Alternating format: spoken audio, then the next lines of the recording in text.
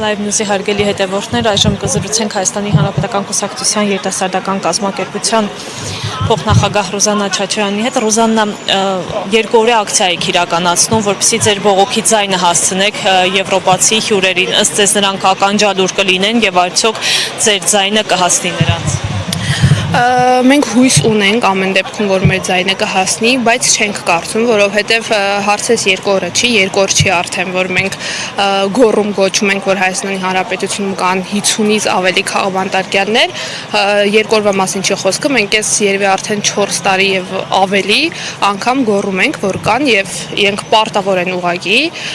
պաշտպանելու մեր իրավունքները, բայց ոնց հասկանում ենք, ոչ մի արձագանք չկա,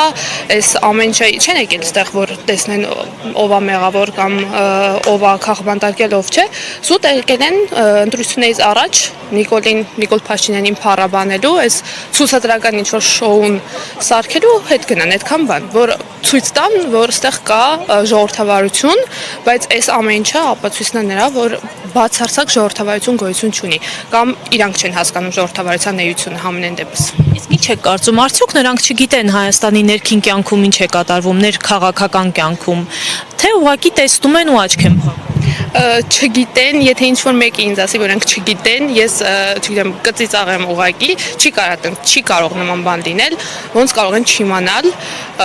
բոլորն են գոռում Հայաստանի Հանրապետություն, բոլոր ընդդիմադիր ուժերից սկսած ժողովրդից ավարտված, անգամ պաշտոնական հայտարարություն կա, որ Հայաստանի Հանրապետությունում այս իշխանության օրը կա քաղաքաբանտարկյալներ, ինչպես կարող են չիմանալ։ Դա ուղղակի, չգիտեմ, ծիծաղելի երևույթ է, թե օրինակ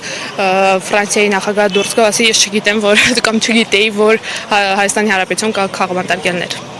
Շնորհակալ եմ։